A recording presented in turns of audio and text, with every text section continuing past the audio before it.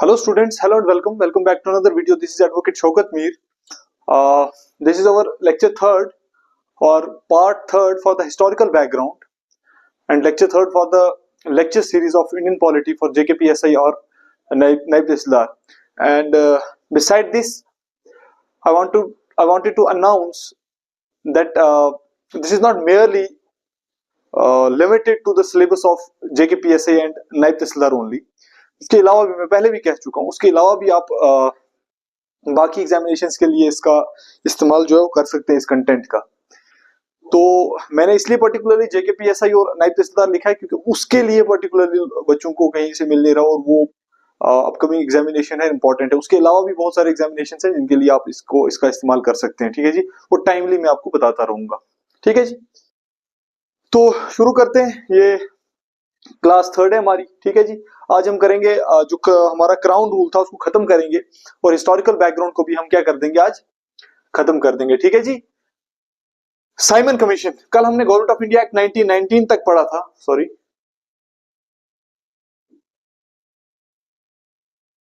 Okay,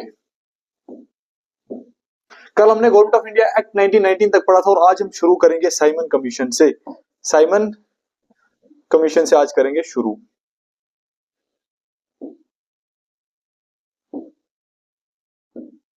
okay जी, ठीक है जी। देखिए 1919 वाला एक्ट जब लागू हुआ 1921 में, गवर्नमेंट ऑफ इंडिया एक्ट 1921 में जब लागू हुआ, कल हमने पढ़ा था, उसमें यह कहा गया था कि जब इस एक्ट को लागू हुए 10 साल हो जाएंगे। कितने साल हो जाएंगे? इस एक्ट को लागू हुए 10 साल हो जाएंगे तो इस एक्ट का आउटपुट क्या रहा, इसका आउटकम क्या रहा, उस चीज को ऑब्जर्व करने के लिए, उसका डेटा कलेक्ट करने के लिए एक कमेटी भेजी जाएगी, एक कमीशन भेजा जाएगा। ठीक है जी, जो ऑब्जर्व करेगा कि क्या क्या आउटपुट रहा है हमारे इस एक्ट का, जो हमने गवर्नमेंट ऑफ इंडिया एक्ट 1919 बनाया, उसमें जो पॉलिसीज डाली हैं उसका क्या आउटपुट रहा है, उसकी वजह से क्या फायदा हुआ है हमारी गवर्नमेंट को या हमारे सिस्टम को। लेकिन हुआ क्या, जो 1931 में इन्होंने भेजना था कमीशन, उस कमीशन को भेज दिया गया 1927 के अंदर। किसकी शक्ल में? साइमन कमीशन की शक्ल में। ठीक है जी, इन नवंबर 1927 itself, that is 2 years before the schedule, sorry 29 में भेजना था क्या? हाँ, 2 years before the schedule, 4 years नहीं 2 years, क्योंकि 1919 में बना था, लागू नहीं, सॉरी मैंने कल भी शायद 1931 कह दिया था, लेकिन इसको 1929 करना, क्योंकि 1919 में बना था ये एक्ट। इसके बनने के 10 साल के बाद की बात की है उन्होंने, मुझे लगा कि इसके लागू होने के 10 साल के बाद की बात की है। The British government announced the appointment of a 7-member statutory commission under the chairmanship of Sir John Simon to report on the condition of India under its new constitution. All the members of the commission were British and hence all the parties boycotted the commission. याद रखना, सब parties ने, जितनी भी parties थी, चाहे वो मुस्लिम league थी, चाहे वो इंडियन नेशनल कांग्रेस थी, ठीक है जी, इन सारों ने क्या किया, इस कमीशन को बाइकआउट कर दिया। The commission submitted this report in 1930 and recommended the abolition of diarchy, extension of responsible government in provinces, establishment of federation of British India and princely states, continuation of communal electorates and so on. 1927 में commission आता है और commission को सारी parties reject करती हैं, सारी party reject करती है, चाहे वो कांग्रेस है, मुस्लिम लीग है, मेजोरिटेरियन पार्टीज थी, उसके अलावा भी कुछ छोटी छोटी पार्टीज थी। ठीक है जी, तो ये सारी पार्टीज क्या करती है, इसको रिजेक्ट करती है और कहती है हम इस कमीशन में कोई बिलीव नहीं रखते, ना गवर्नमेंट ऑफ इंडिया को मानते हैं। ठीक है जी, खास तौर पर क्योंकि उसमें सेपरेट इलेक्टोरेट कम्युनलिज्म को बढ़ावा दिया था। ठीक है, तो इस कमीशन ने जब 1930 में अपनी रिपोर्ट दी, 1930 में जब इस कमीशन ने अपनी रिपोर्ट दी, तो उस रिपोर्ट में इन्होंने क्या कहा कि आप डायरकी जो आपने लाई है, डबल रूल, उसको एबॉलिश कर दीजिए और रिस्पॉन्सिबल गवर्नमेंट बनाने के लिए आप प्रोविंसेस को भी एतमाद में लीजिए। ठीक है जी, और establishment of British federation in princely state, princely states के अंदर, इंडिया के अंदर ब्रिटिश फेडरेशन को एस्टैब्लिश कीजिए। इसी के बेसिस पर फिर federal government kind of federation बनी थी 1935 वाले एक्ट में। क्या होता है फेडरेशन वगैरह उस वक्त बताऊंगा। ठीक है जी, जो आगे पढ़ेंगे इसी में। Continuation of communal electorate, communal electorate को बोल रहा था कि कंटिन्यू करो। ये 2-3 चीजें इंपॉर्टेंट है, ये याद रखनी है। ठीक है जी, to consider the proposal of commission, the British government convened 3 round table conferences of the representatives of the British government, British India, Indian princely states. On the basis of these discussions, white paper on constitutional reforms, ये important है। White papers on, ये किसके basis पर है? ये जो 3 round table meetings हुई थी, ये 3 राउंड टेबल मीटिंग्स है, ये आप हिस्ट्री में पढ़ोगे, ठीक है जी। मॉडर्न हिस्ट्री जब आप पढ़ोगे 3 राउंड टेबल मीटिंग्स पढ़ोगे, एक में गांधी जी भी बैठे थे, ठीक है जी। तो इनका निचोड़ क्या हुआ कि एक white paper on constitution reform लाया गया, ठीक है जी, was prepared and submitted for consideration of the joint selection committee of the British Parliament. The recommendation of this committee were incorporated with certain changes in the next Government of India Act 1935. ये जो white paper दिया गया था, white paper के अंदर जो चीजें डाली गई थी, व्हाइट पेपर के अंदर कौन सी चीजें, ये भी आप हिस्ट्री में पढ़ोगे, यहां पर नहीं पढ़ा सकता क्योंकि लेंथी हो जाएगा ज्यादा, ठीक है जी। ये भी आप हिस्ट्री में पढ़ लेना, और इसके साथ जो 3 राउंड टेबल कॉन्फ्रेंसेस है बहुत इंपॉर्टेंट है, वो भी हिस्ट्री में पढ़ना, वो भी एग्जाम्स में पूछे जाते हैं, ठीक है जी। तो ये जब व्हाइट पेपर बनाया गया, इसमें जो चीजें रिकमेंड की गई, ठीक है जी, वो फिर गवर्नमेंट ऑफ इंडिया एक्ट 1935 में ऐड की गई, ठीक है जी। आपने इतना याद रखना है, जॉन साइमन के साथ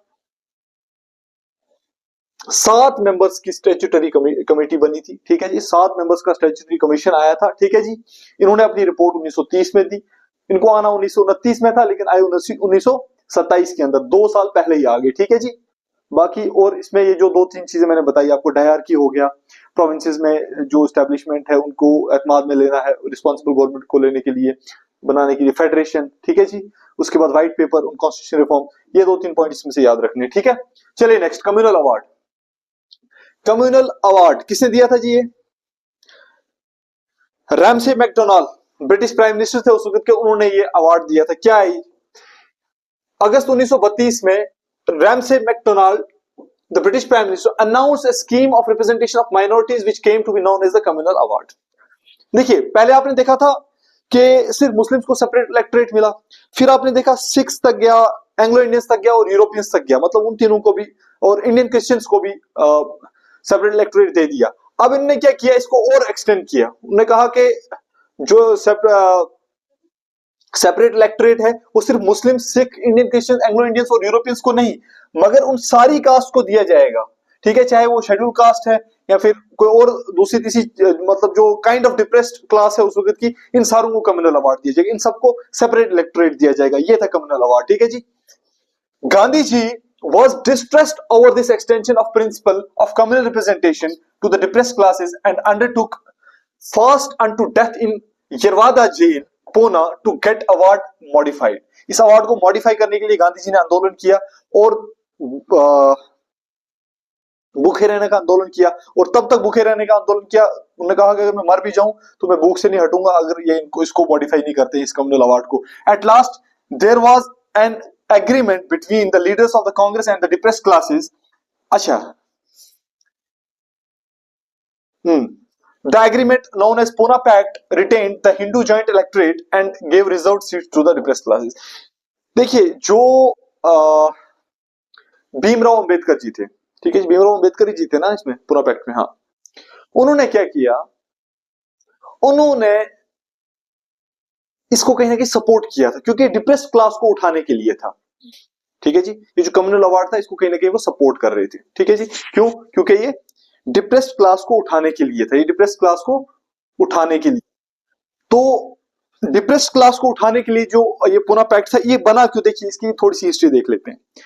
जो कम्युनल अवार्ड आया उसको सपोर्ट किया भीमराव अंबेडकर जी ने क्योंकि डिप्रेस्ड क्लास को उठाने के लिए था, लेकिन वही कहीं ना कहीं जो हिंदू जॉइंट इलेक्टोरेट था, ठीक है जी, उसको रिप्रेजेंट किया किसने?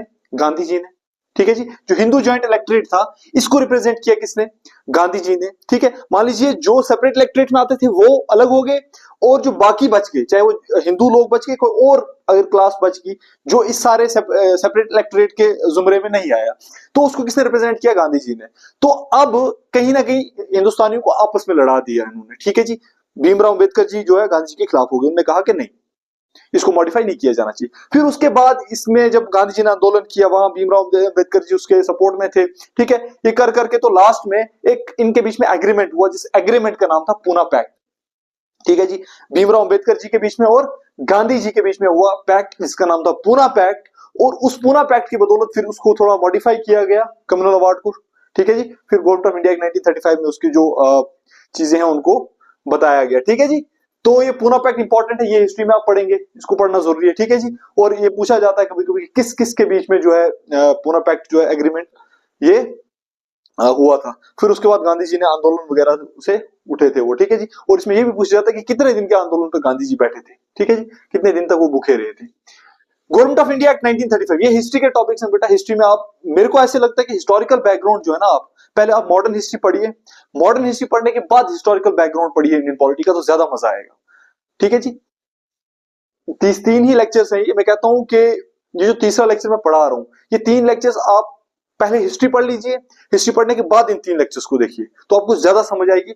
कॉन्स्टिट्यूशन तो आप जब मेकिंग ऑफ कॉन्स्टिट्यूशन हम शुरू करेंगे, मेकिंग ऑफ कॉन्स्टिट्यूशन से, तो वो तो आपको समझ आ ही जाएगा, वो तो ईजी है, वो तो चलते के साथ साथ चल जाएगा, ठीक है जी, वो इजी है। लेकिन इस चीज को समझने के लिए कहीं ना कहीं हिस्टोरिकल आपको बैकग्राउंड थोड़ा बहुत पता होना चाहिए, जो हिस्ट्री का पार्ट है, ठीक है जी।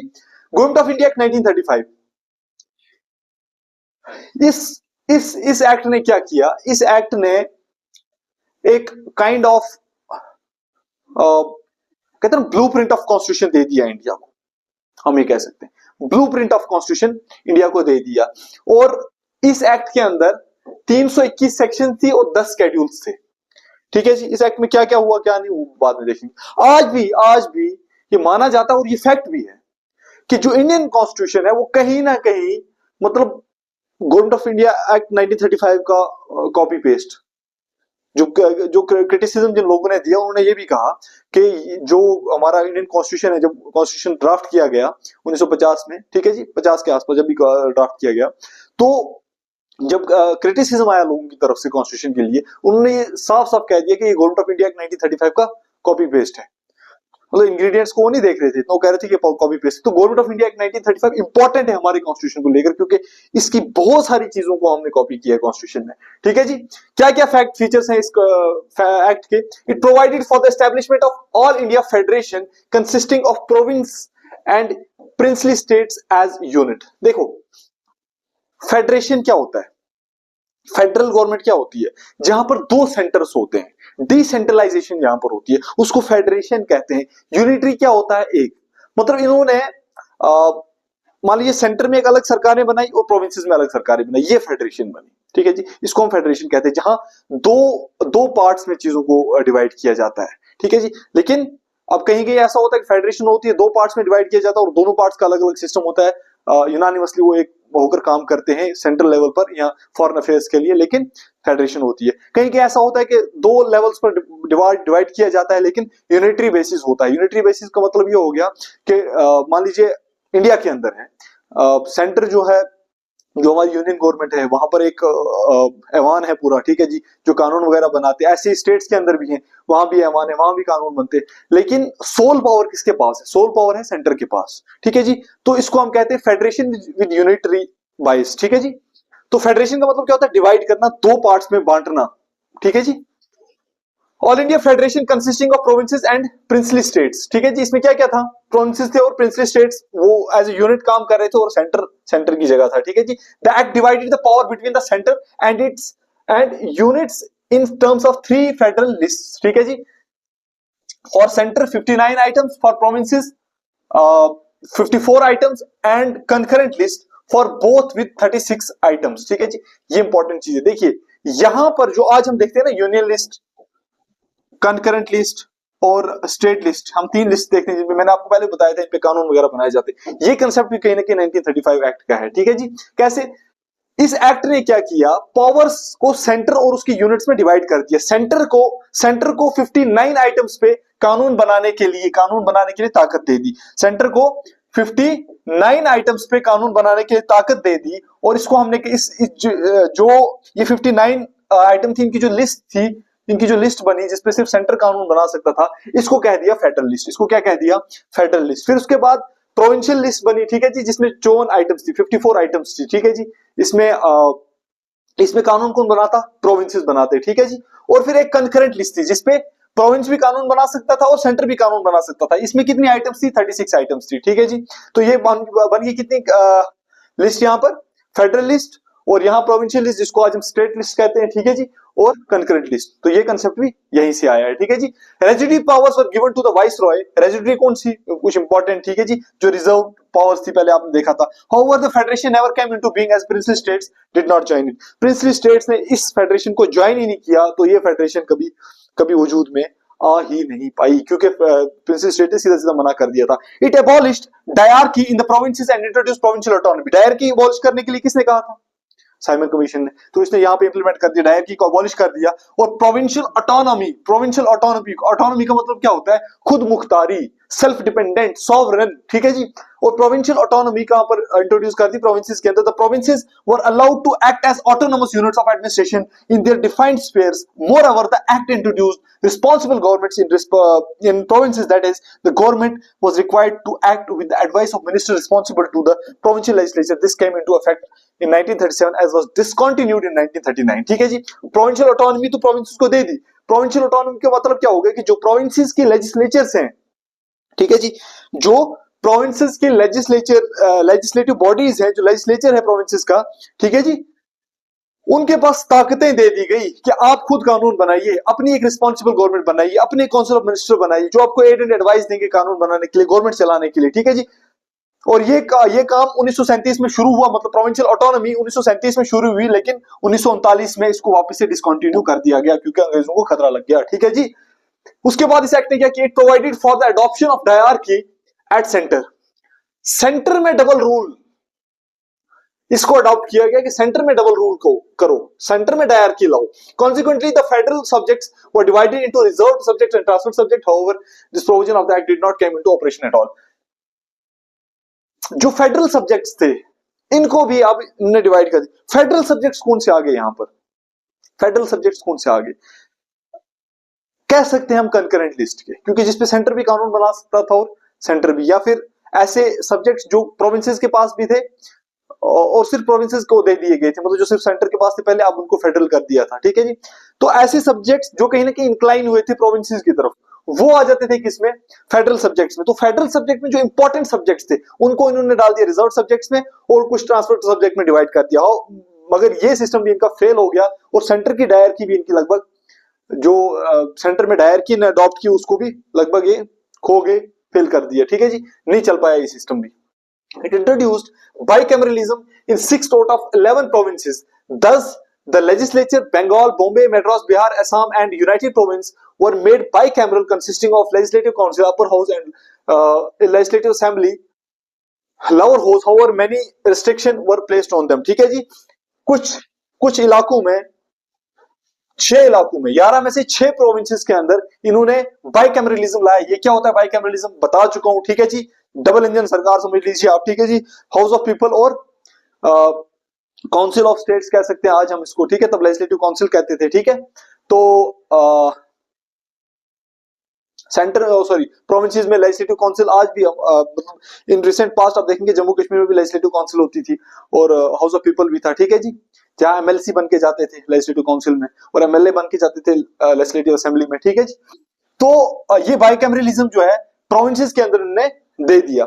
तो लेकिन जो प्रोविंसेस के अंदर बाइकैमरलिज्म दिया उस पर रिस्ट्रिक्शंस बहुत लगा दी इन्होंने। क्या क्या रिस्ट्रिक्शंस लगाए उनमें जाने की जरूरत नहीं है, बस आपने इतना याद रखना है कि 6 प्रोविंसेस थे जिनके ऊपर उन्होंने बाइकैमरलिज्म वाला कंसेप्ट इनको दे दी। इसमें कौन आ जाता है, बंगाल, बॉम्बे, मद्रास, बिहार, असम और यूनाइटेड प्रोविंसेस, ठीक है जी।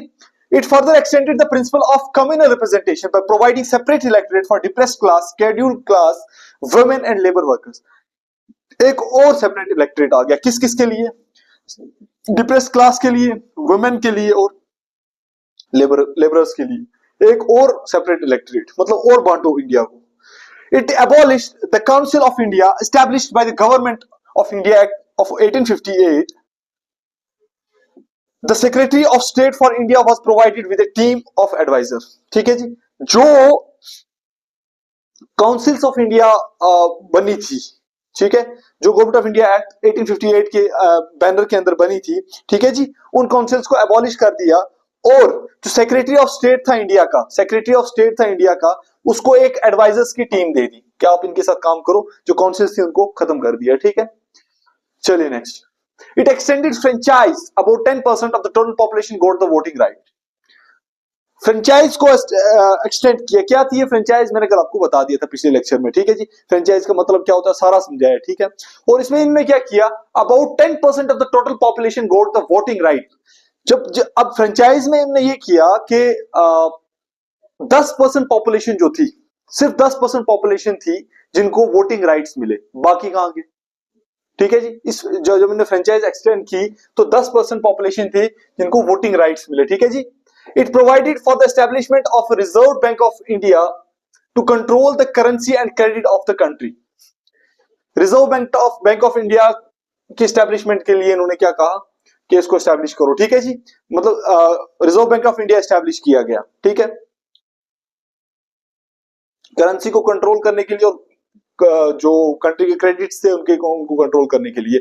It provided for the establishment of not only a federal public service commission but also provincial service commission and joint public service commission for 2 or more provinces। याद रखना यूपीएससी, पीएससी या JPSC, joint public service commission का मतलब क्या होगा, जैसे जम्मू कश्मीर है, पंजाब है, ठीक है जी, इन दोनों का एक ही कमीशन बनेगा तो ये कहेगा जॉइंट पब्लिक सर्विस कमीशन। मान लीजिए यहाँ पर है आसाम, बंगाल, अगर सिर्फ आसाम के लिए एक पब्लिक सर्विस कमीशन बनेगा तो क्या बनेगा, प्रोविंशियल, उसको प्रोविंशियल आज हम स्टेट कहते हैं, तो यहाँ पर भी क्या बनेगा, प्रोविंशियल सर्विस कमीशन। सेंटर के लिए फेडरल पब्लिक सर्विस कमीशन, ठीक है जी, सेंटर के लिए आज UPSC union public service commission कहते हैं उसको। It provided for the establishment of a federal code which was set up in 1937। Federal code बनाया गया 1937 के अंदर, फेडरल कोड मतलब सेंटर का कोड, ठीक है जी। इंडियन इंडिपेंडेंस एक्ट ऑफ 1947, ये इंपॉर्टेंट है, देखिए अगस्त ऑफर 1942 के अंदर जो आया था वो इंपॉर्टेंट है, वो पढ़ना है। कुछ और चीजें हैं बीच में जो हिस्ट्री में आपको पढ़नी पड़ी, जब हिस्ट्री पढ़ेंगे तो वो सारी चीजें आ जाएंगी, वो इसमें इंपॉर्टेंटली पढ़ना है, तभी ये चीजें सारी समझ आएंगी, वरना ये कहीं ना कहीं ऊपर ऊपर से भी जाएंगी, ठीक है जी। On February 20, 1947 the British prime minister Clement Attlee declared that British rule in India would end by June 30, 1948, after which the power would be transferred to responsible Indian hands, ठीक है जी।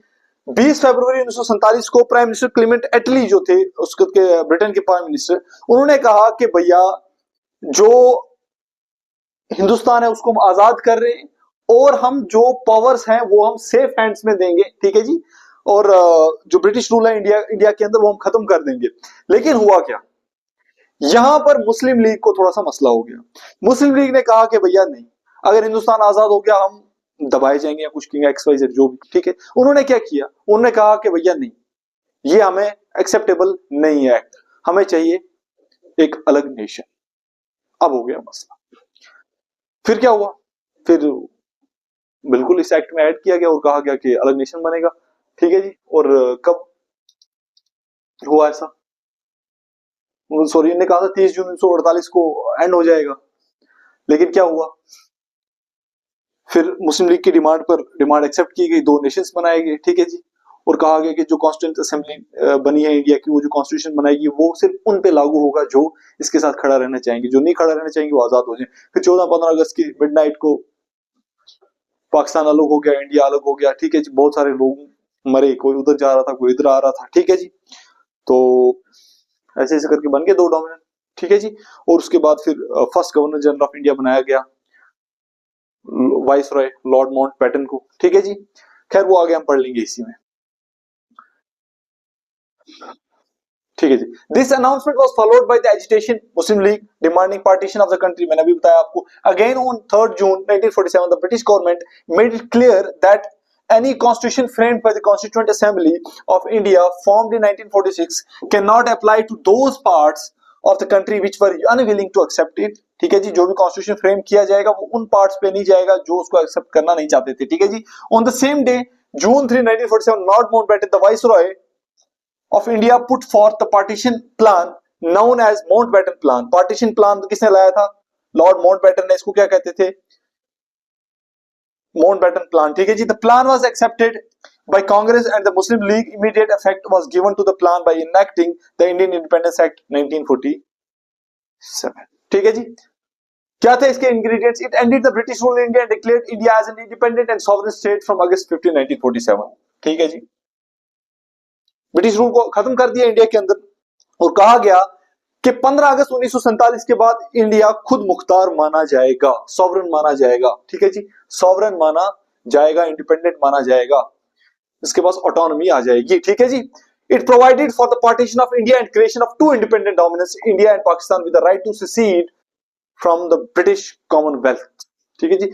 ब्रिटिश कॉमनवेल्थ ये भी एक अलग concept है, ठीक है जी, ये आप हिस्ट्री में पढ़िएगा, ठीक है जी।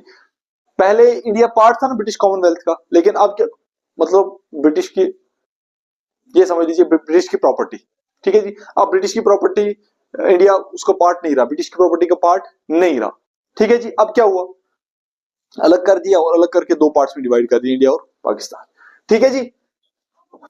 It abolished the office of viceroy and provided for each dominant a governor general who was to be appointed by the British king on the advice of the dominant cabinet. His Majesty government in Britain was to have no responsibility with respect to the government of India or Pakistan.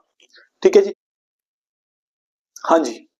तो British king का कोई भी responsibility, उसका कोई भी part जो है वो इंडिया के अंदर नहीं रहेगा। बस इतना रहेगा कि जो कॉन्स्टिट्यूएंट असेंबलीज होंगी या फिर जो रिस्पॉन्सिबल पर्सन होंगे दोनों डोमिनेंट्स के, पाकिस्तान के इंडिया के, उनकी एडवाइस पर दो गवर्नर जनरल बिठाए जाएंगे इंडिया के अंदर, ठीक है जी। एक पाकिस्तान के अंदर, एक इंडिया के अंदर। उसके बाद वो क्या करते हैं उनकी मर्जी है, ठीक है जी। तो इंडिया के अंदर किसको बिठाया गया फॉर द टाइम बीइंग, पहले बिठाया गया वाइसरॉय लॉर्ड माउंटबेटन को as a governor general of India, ठीक है जी। उसके बाद फिर सी राजा गोपालाचारी जी, ठीक है जी, उनको बिठाया गया as a governor general of India, ठीक है जी। उसके बाद आ जाता है, it empowered the constituent assemblies of the two dominions to frame and adopt any constitution for their respective nations and to repeal any act of the British Parliament including the Independence Act itself, ठीक है जी। इसने दोनों constituent assemblies को, दोनों dominant के constituent assemblies को, India और पाकिस्तान की कॉन्स्टिट्यूएंट असेंबलीज को इतनी पावर दे दी कि वो कोई भी कॉन्स्टिट्यूशन बनाए, उसको अडॉप्ट करें, उसको उसके हिसाब से मुल्क चलाएं, जो मर्जी करें, हमें कोई लेना देना नहीं है अब, ठीक है जी। उसके बाद it empowered the constituent assemblies of both dominant to legislate for their respective territories till the constitutions were drafted and enforced. No act of the British Parliament passed after August 15, 1947 was to extend to either of the new dominants unless it was extended thereto by a law of the legislature of the dominant. ने कहा कि दोनों dominant को power दे दी गई कि वो अपने अपने टेरिटरीज के लिए कानून बनाए, फिलहाल मतलब आर्जी कानून बनाए, जब तक वो अपने अपने कॉन्स्टिट्यूशन बना लेते, कंप्लीट कर लेते, ठीक है जी। और कोई भी कानून अगर अगस्त 15 1947 के बाद अंग्रेजों ने हिंदुस्तान या पाकिस्तान के लिए बनाया, वो इन दोनों मुल्कों पर तब तक अप्लाई नहीं होगा जब तक उनके मुल्कों की असेंबलीज उसको पास नहीं करेंगे, जब तक वो अपना कॉन्स्टिट्यूशन बना ले। मतलब क्या होगा इस चीज का, उसमें कंफ्यूज नहीं होना है कि जब तक पाकिस्तान और इंडिया अपना कॉन्स्टिट्यूशन फ्रेम नहीं कर लेते, ड्राफ्ट नहीं कर लेते, ठीक है जी, उसको लागू नहीं कर लेते, तब तक भी तो मुल्क चलाना है। 2-3 साल अगर लगते हैं, 4 साल लगते हैं, जितना भी लगता है, तब तक भी तो मुल्क चलाना है। तो तब तक मुल्क चलाने के लिए अगर अंग्रेज को कानून बनाते हैं तो वो कानून इंडिया पाकिस्तान में तभी चलेगा अगर उनकी असेंबलीज जो है या फिर उनकी जो कॉन्स्टिट्यूंट बॉडीज हैं वो परमिशन देंगी कि ये कानून अंग्रेजों का ठीक है, ये तब तक हम चलाएंगे जब तक हम अपना कॉन्स्टिट्यूशन बनाएंगे। तब तक वो नहीं चलेगा जब तक वो कॉन्स्टिट्यूंट असेंबलीज परमिशन नहीं देंगी। एक दूसरा, वो जो दोनों डोमिनेंस की कॉन्स्टिट्यूंट असेंबलीज है वो खुद से भी कोई कानून बनाकर तब तक 2-4 साल मुल्क चला सकते हैं जब तक कॉन्स्टिट्यूशन ड्राफ्ट हो जाता है, ठीक है जी। इसका ये मतलब है इस पॉइंट का। It established the office of Secretary of State for India and transferred his functions to the Secretary of State for Commonwealth Affairs, ठीक है जी। सेक्रेटरी ऑफ स्टेट का जो पोस्ट थी उसको खत्म कर दिया गया और ये सारे फंक्शंस एक सेक्रेटरी ऑफ स्टेट बनाया गया, दोनों अपने अपने स्टेट्स के लिए जो भी था, ठीक है जी, उसको सारे इसके फंक्शंस दे दिए गए, ठीक है जी। It proclaimed the lapse of British paramountcy over the independent states and treaty relations with the tribal areas from अगस्त 15 1947 जितने भी कोई एग्रीमेंट्स हुए थे, कोई भी ट्रीटी साइन हुई थी प्रिंसली स्टेट्स और ब्रिटिश गवर्नमेंट्स के बीच में, वो सारी ट्रीटीज खत्म, सब कुछ खत्म, उनको भी आजाद, आप भी जितना मर्जी जाओ, हमें कोई लेना देना नहीं है, ठीक है जी। आप हिंदुस्तान के साथ जाते हो उसके साथ जाओ, पाकिस्तान के साथ जाते हो वहां जाओ, इंडिपेंडेंट रहना चाहते हो इंडिपेंडेंट रहो, कोई लेना देना नहीं, ठीक है। It granted freedom to the Indian princely states either to join dominion of India और डोमिनियन ऑफ पाकिस्तान और टू रिमेन इंडिपेंडेंट, ठीक है जी, ये मैंने आपको बता दिया। It provided for the governance of each dominance and provinces by Government of India Act 1935 till the new constitutions were framed. The dominants were, however, authorized to make modifications in the act. ठीक है जी। दोनों दोनों dominance के लिए ये मतलब इसे कहा कि दोनों डोमिनेंस को गवर्नमेंट ऑफ इंडिया 1935 के हिसाब से चलाओ जब तक अपने अपने कॉन्स्टिट्यूशन फ्रेम हो जाते हैं। The dominance however authorise to make the modification. तो फिर डोमिनेंस ने क्या किया, दोनों डोमिनेंस ने ये किया कि एक्ट्स में मॉडिफिकेशन की और उस एक्ट को भी थोड़ा बहुत अडॉप्ट करके मुल्क चलाए जब तक उन्होंने अपने कॉन्स्टिट्यूशन ड्राफ्ट नहीं कर लिए। ठीक है जी। It deprived the British monarch of his right to veto bills or ask for reservation of certain bills for his approval, but this right was reserved for the Governor General. The Governor General would have full power to assent to any bill in the name of His Majesty.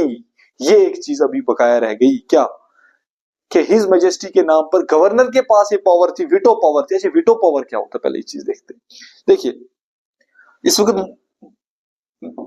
World के अंदर 5 विटो powers हैं। ठीक है जी। China, Russia, France, UK और USA. मैंने 6 बना दी। ठीक है, 5 वीटो पावर्स हैं। China, Russia, France, UK, USA. ठीक है जी। अगर पूरे 195 मुल्क एक साइड हो जाए और इनमें से कोई एक भी एक तरफ हो जाए, मतलब पूरे मान लीजिए 195 जितने मुल्क हैं एक साइड हो जाते हैं और इनमें से कोई एक मुल्क भी एक तरफ हो जाता है कि बोलता है ये काम नहीं होना चाहिए, तो वो काम नहीं हो सकता। ये पावर होती है वीटो की, कि मतलब 200 बंदा एक तरफ है और एक बंदा एक तरफ है और वो वीटो है, तो कुछ नहीं कर सकते वो 200 बंदे उस एक बंदे के सामने। इसको कहते हैं वीटो। तो वीटो पावर दी गई थी कहीं ना कहीं गवर्नर जनरल को। ठीक है, कुछ बिल्स थे, ठीक है, कोई भी इंपॉर्टेंट बिल्स थे, मान लीजिए एग्जांपल ले लेते हैं, पैसे का कोई या फिर कोई फॉरेन अफेयर्स का कोई बिल है या फिर रेलवे मिनिस्ट्री का कोई बिल है। ठीक है जी। तो उन बिल्स के लिए बिल क्या होता है बेटा, एक रेजोल्यूशन होता है, एक मोशन होता है जो पार्लियामेंट में डाला जाता है, जिसको बाद में अगर पास किया जाए तो कानून बन जाता है। ठीक है जी। इसको बिल कहते हैं, शॉर्ट टर्म में बता रहा हूं। तो उन बिल्स के ऊपर गवर्नर जनरल को पावर थी कि अगर कॉन्स्टिट्यूशन असेंबली में कुछ ऐसे बिल्स हैं, इंपॉर्टेंट बिल्स हैं, अगर उनको पास करते हैं तो आपके पास वीटो पावर, आप उसको रोक सकते हैं। ठीक है जी। गवर्नर जनरल को पावर दी गई थी। ठीक है, और वो हिज मैजेस्टी के नाम पर काम करता था, जो भी था। It designated the governor general of India and the provincial governor as the constitutional nominal heads of the states. They were made to act on the advice of the respective council of the ministry in all matters. Governor general को nominal head बना दिया गया states का। ठीक है जी। लेकिन उनको कहा गया कि आपको जो काउंसिल ऑफ मिनिस्टर बताएगी, जो काउंसिल ऑफ मिनिस्टर आपको डायरेक्शन देगी, आपको उसी हिसाब से चलना है। ठीक है जी। It drop the title of emperor of India from the royal titles of the king of England. ये टाइटल भी खत्म, एम्परर ऑफ इंडिया खत्म। ठीक है जी। It discontinued the appointment of civil services and reservation of post by the secretary of state for India. The members of the civil services appointed before August 1947 would continue to enjoy benefits that they were entitled to till that time. जो civil services के member थे उनको तो ऐसे ही रखा गया, उसको तो कंटिन्यू किया गया, लेकिन बाकी जो रिजर्वेशंस थी, मतलब जो उन्होंने पॉलिसीज बनाई थी सिविल सर्विसेज के लिए, उनको डिसकंटिन्यू कर दिया गया। ठीक है जी, वो खत्म।